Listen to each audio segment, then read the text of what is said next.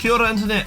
Hello and welcome to the Sky Bear Games back. podcast. From outer space. Or alternatively from sicknesses that We're not back. made I'm fluid still from sick. our face.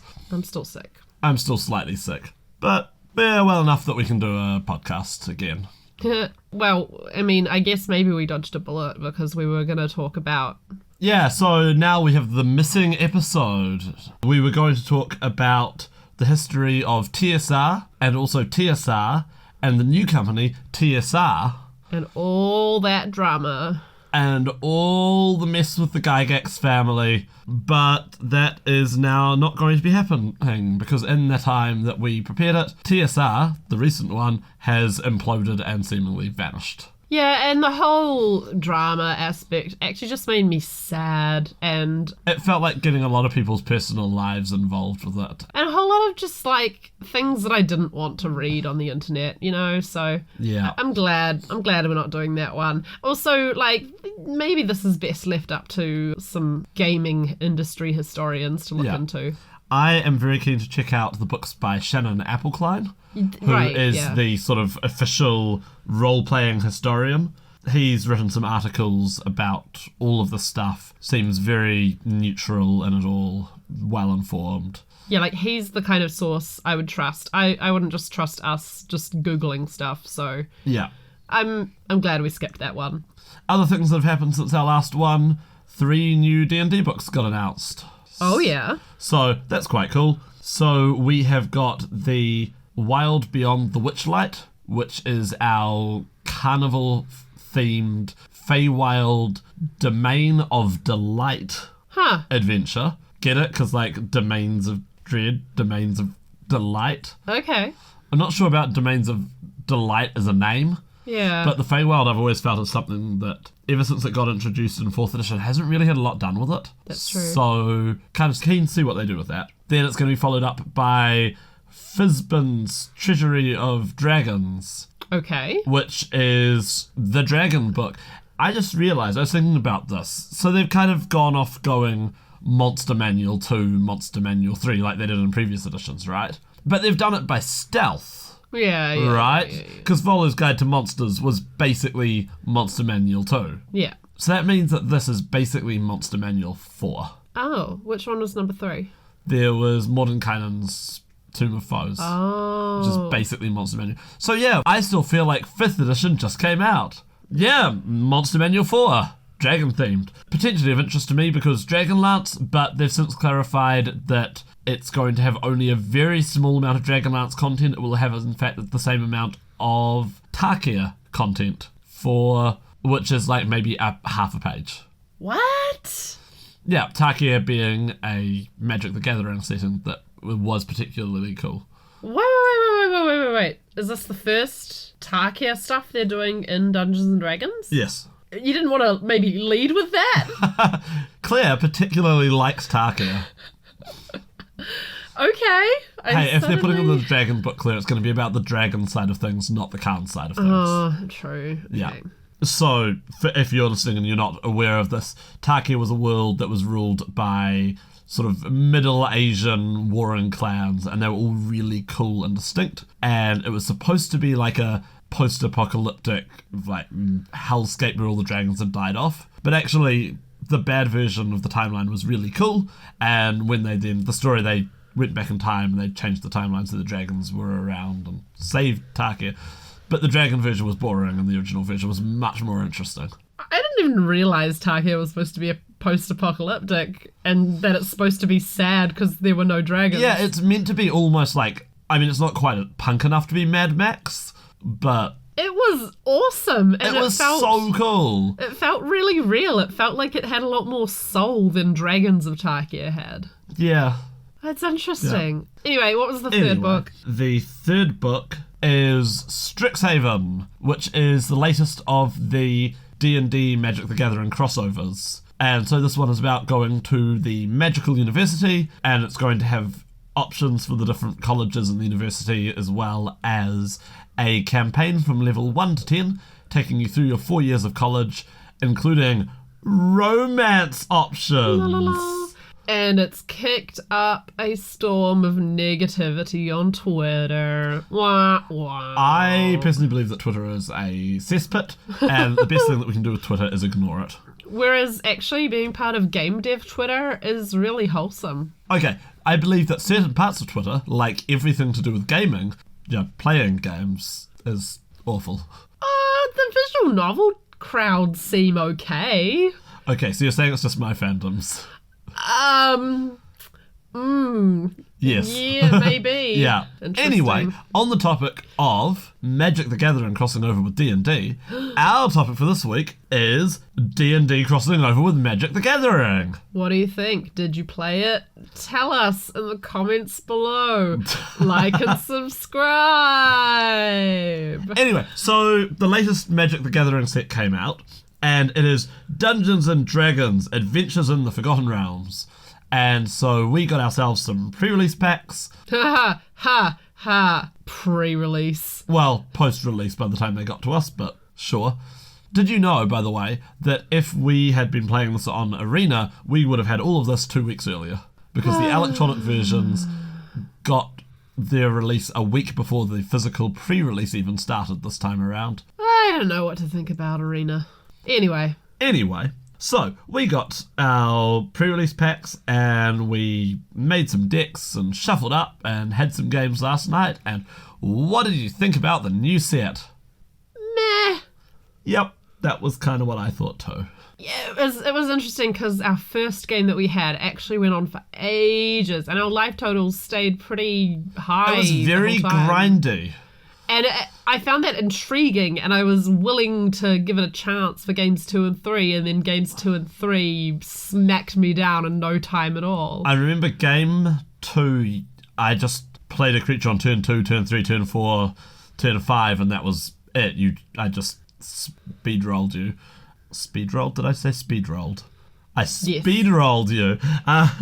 What did you actually mean? Steamroll. But a speedy steamroller, I guess, is a speed roll. A speed roller. I'm keeping that in. Anyway. You should keep that in because it's hilarious. Anyway, and then the third game felt kind of in between. It was a little bit more grindy, but not that much. See, like, we've had the best game of Magic ever in the entire... actually, we've had 2 of the best Magic games in the entirety of existence. We've had a couple of really good games. We're had- talking limited. We're not talking about constructed games or Commander or... we're talking about just straight up booster packs, off you go. Yeah, what was the one we had where it was neck and neck, like, the whole time, and the board state switched, like, 7 or 8 times? So our favourite draft set ever is Throne of Eldraine. Oh, of course it was Eldraine. Yeah. Now, I know a lot of people have very negative opinions of Throne of Eldraine as a set because there were so many ridiculously overpowered rares. Yeah. And also, I understand that there was a problem with the algorithm On Arena. When you drafted it, and so it prioritized mill decks, and so the mill deck. So you'd play against a bot, and the bot would either have failed to draft a mill and just sort of flop around ineffectually, or it successfully built a mill deck and then wiped you out. Oh, so the Magic player base agrees with me that mill is awful? Yeah, more or less. I don't know. That's my understanding is that there was a problem with the algorithm for drafting. Actually, I thought people played against other players. It was just you drafted in a pod with... Oh, okay. Yeah, I don't know. 7 computers. Throne of Eldraine actually has a really, really sweet limited environment. And so we have a common, uncommon set cube of it. It's really good. Yeah. And there's so much more synergy than I felt.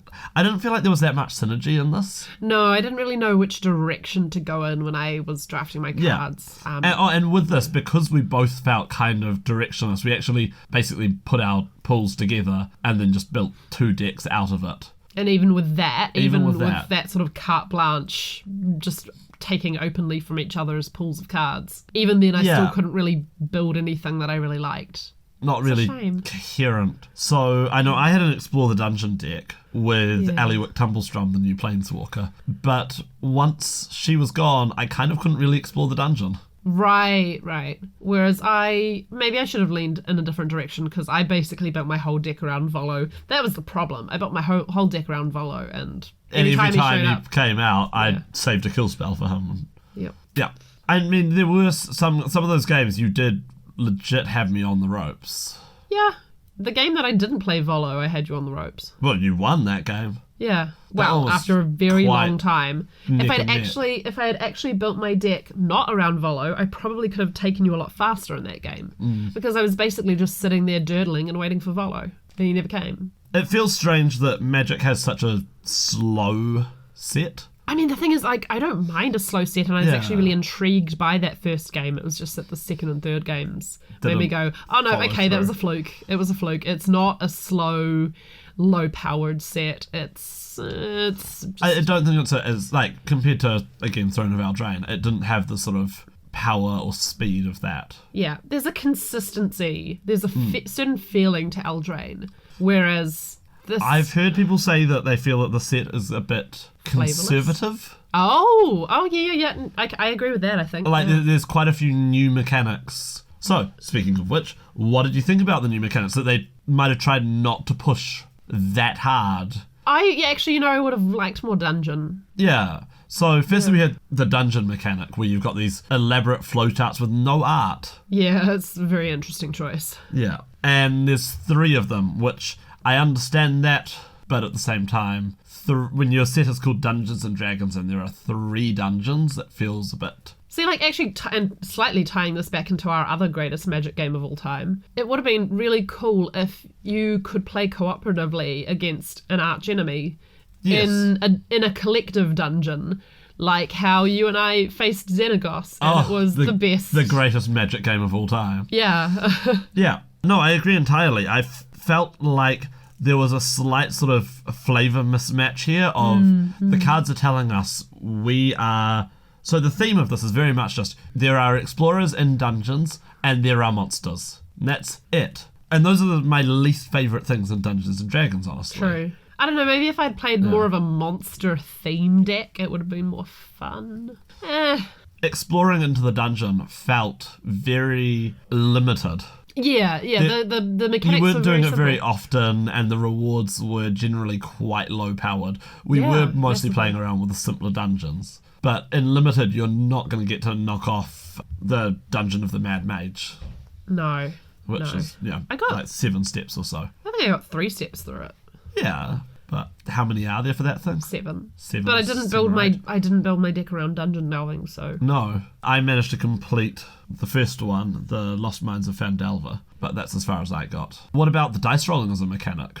Yeah, it wasn't too bad. Yeah, it's fine. I liked having that fairy who gave me advantage. Yeah, she was cool. Although that actually, honestly, that did sort of break rolling in a way.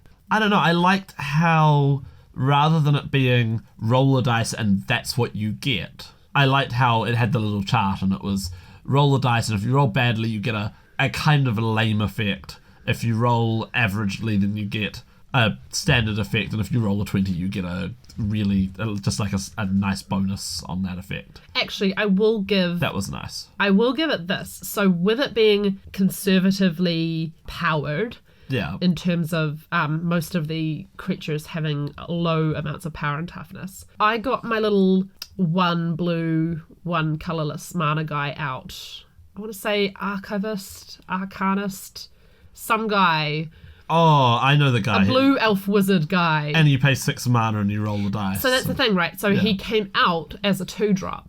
But then later on in the game, when I had all this mana and nothing to do with it, I was just using him to go through my deck. That was quite cool. That was a cool card. And that was a cool thing to give me. Yeah. Yeah. I know there's more stuff that we didn't see in our pool about whenever you do a dice roll, get a bonus. Oh. You know, do damage to your opponent every time you roll a dice. Oh, man. Create a token every time you roll a dice. Draw a card every time you roll a dice. That sort of stuff. So maybe if we'd seen more... The blue-red... dice rolling deck, but we just didn't get the cards to support that. So if we'd seen the things that had leaned more into the D&D-isms in a fun way, maybe we would have enjoyed ourselves more. Maybe. We did see lots of iconic stuff and we did enjoy it. So the last mechanic that we haven't talked about yet is the classes. What did you think about them? I don't know, because I didn't get to play mine. And you didn't play one at all. You played one, but you never leveled it up, and I never played one. I played it the turn before I died. That's right, yeah. I think it's a cute concept. It is cute, but when it came out, it just, like, if it had came out early game for me, it would have been super awesome when I was actually putting land down. Yeah. But it was the Druid one, which is all about putting land down. I was like 10 mana on the board, and I died the very next turn, so it was way too late. I do think it's a cute concept. I think so too, yeah. I like the idea of it enchantment being on the player. a cheap little enchantment. It's a nice flavour of, I am a druid, I am a barbarian, and then I like how if you've got some mana spare, you can just level up and then become better at it, and then become a level 3 druid, and you can animate a land to punch things for you. Actually, you know what I feel is missing in dungeons? Not just art. Yeah. Or a little bit more flavour. I feel like, except of course for the Tomb of Annihilation, I don't feel like the rewards ramp all that much. Well, I know in the Dungeon of the Mad Mage, the final reward for that is draw 3 cards and cast one of them for free.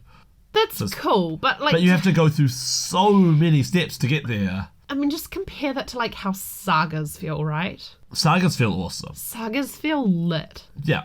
And dungeons just sort of feel like... A lame saga? A lame saga, yeah. Yeah. Yep, I'll take that. That's how I feel about it. The thing is, to me, when you're doing a dungeon in Dungeons and Dragons, it should feel like a saga. Yes. It should feel like climactic and like it builds up, and it has these points where something But epic this is happens. what I was saying about I feel like they played it a bit too safe. Yeah.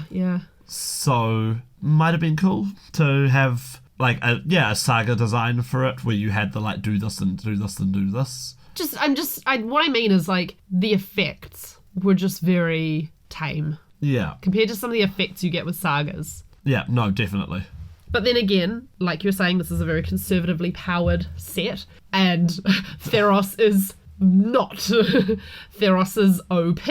Well, our Theros, powered Theros cube very much is OP. Anyway, I just from what we got in our pre-release, I was just sort of like, meh. But there were a few little like jokey things that I did. There were. So let's talk about the flavour then. What did you think about the flavour of the set and the flavour of the cards? I thought a lot of them were sort of vanilla and conservative again, like just... I felt like... So the title of the set is Dungeons & Dragons Adventures in the Forgotten Realms, and I felt like they actually kind of nailed one half of that and completely flubbed the second half. Which, to me, Dungeons & Dragons, there were dungeons, there were dragons, there were adventuring parties, there were monsters, there were classes that you could level up in. Yeah, it felt like doing a first edition dungeon crawl, the Magic set. And like a first edition dungeon crawl, it felt like there was no theme, no story, no flavour text to any of this. There was nothing to tell me that I was in the Forgotten Realms. No, that's the thing. Like, Magic do all these wonderful settings, right? Yeah. I mean, I could probably tell you stuff about Innistrad and Amonkhet and Theros and Eldraine. I could tell you about places where you could go. And one of the cool things is full of places. Yeah, one of the cool things that I really like about a Magic set is the sense of exploring a world while you open a pack and you go, oh, here's a legendary person. This is someone important in this world. Or here is a special land. Okay, this is a place that matters. Or the flavor text will tell you something about how everything fits together. And there was none of that. Imagine if they'd leaned really hard into like Waterdeep or Waterdeep and Undermountain, or even just like Sword Coast. But to me, it felt really generic to the point where most of the iconic characters that they did include weren't even from the Forgotten Realms. Oh my god. So I know they made a point about we only want to include Forgotten Realms characters. That was why Strahd wasn't in the set, for example. And yet... Your boy. And yet, the Planeswalkers we have Bahamut, the Platinum Dragon, in the form of the Grand Master of Flowers, which, to the best of my knowledge, he has never taken in the Forgotten Realms. Okay. So, Bahamut disguised as a monk. Okay. Iconic character, sure. Iconic dragon, sure. You have Mordenkainen, Gary Gygax's alter ego from Greyhawk. You have Lolth, the Demon Queen of Spiders, who first showed up in Demon Web Pits, Queen of the Demon Web Pits, a Greyhawk adventure. She did then get a lot of fleshing out in the Drizzt Do'Urden books, which are Forgotten Realms. So, okay, sure, I'll give her a pass. She is a Greyhawk immigrant, but she's been an immigrant for a long time. You have Zariel, the fallen angel devil commander, who originally comes from a generic D&D book from 2nd edition. And you have Aliwick Tumblestrum, a gnome bard who comes from nothing because she's a preview for the next book that's about to come out. Oh, okay.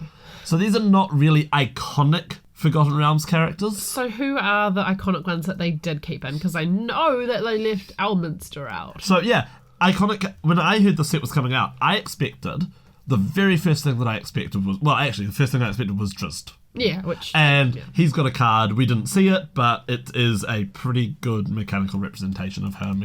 He's ludicrously iconic at this point, sure. And I will give them this. They did keep my boy Klauf in. Sort of. He's in the commander sets. But yes, he is in there. So we're getting that right.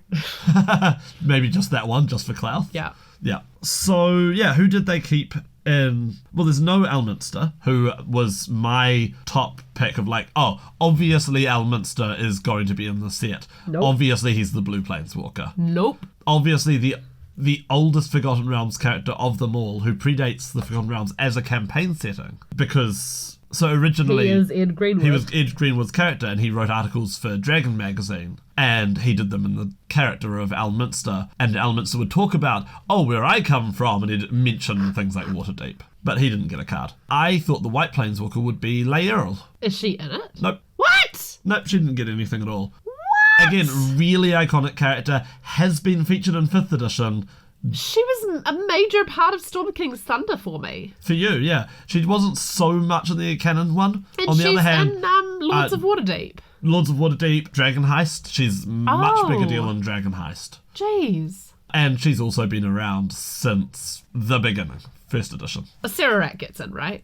Acererak, who is a Greyhawk character from the Tomb of Horrors, gets in. Of course, he showed up in the Forgotten Realms. I was going to say, he's crossed the plains. Yeah, I would have thought that he would be the Black Planeswalker, given that he is literally a Planeswalker. Or alternatively, Zastam, who is an Elminster level necromancer from the Red Wizards of Thay, who again has been around ever since the beginning. I thought it would be one of those two. Nope.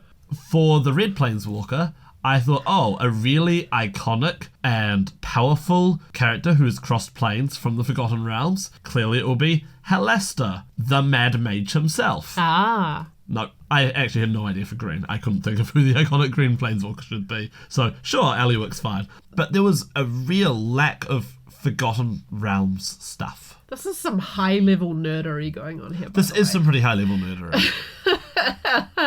But at the same time, the sort of references that we did get for the legendary things were everyone who's written a book for 5th edition, up to Tasha. We didn't get Tasha herself. Well, we got her hideous laughter. We did get her hideous laughter, though, which is We did nice. Actually pull that card.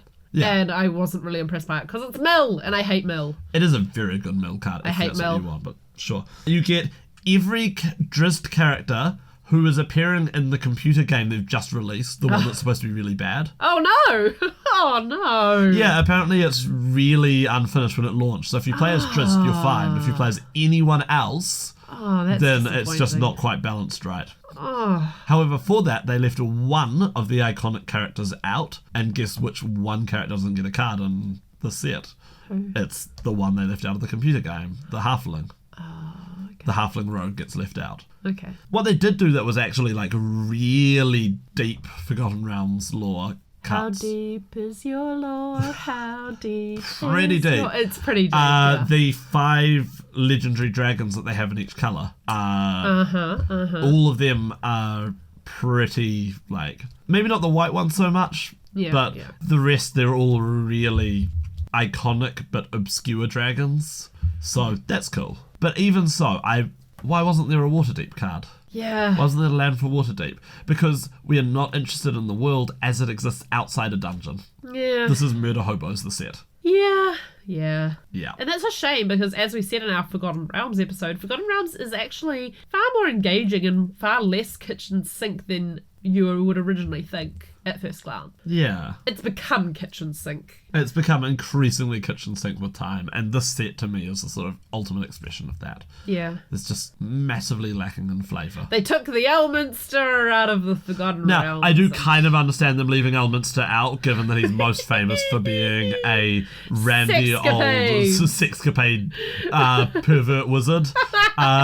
So, like, I understand them leaving him out, and he hasn't actually shown up in 5th edition yet, I don't think. Oh, right. I think they've just mentioned him as like, oh yeah, he exists.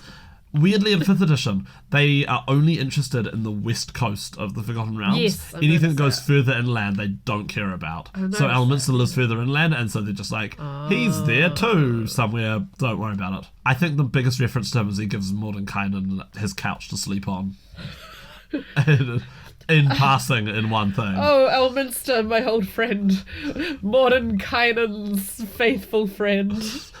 Well, Mordenkainen casts Mordenkainen's faithful friend. Yes, and then Mordenkainen will cast... Mordenkainen's friend's couch. Yes, Mordenkainen's friend's couch for me to get sweet repose. Actually, yeah, my understanding is that's in one of the very few novels that came out during 5th edition's era. And you know who I believe, haven't read it, the hero of that novel was? Who? Laeral. Oh, no! How can you leave my girl Laeral out? Yeah. Maybe it's because she has weird perverted parties too. She does.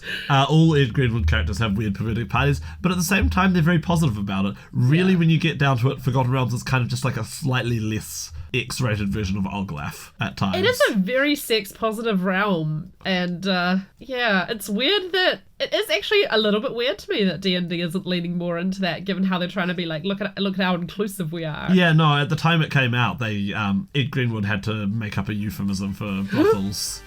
So there's a set of supplements where Volo travels around the world describing all the fest halls that he's been to. Sure.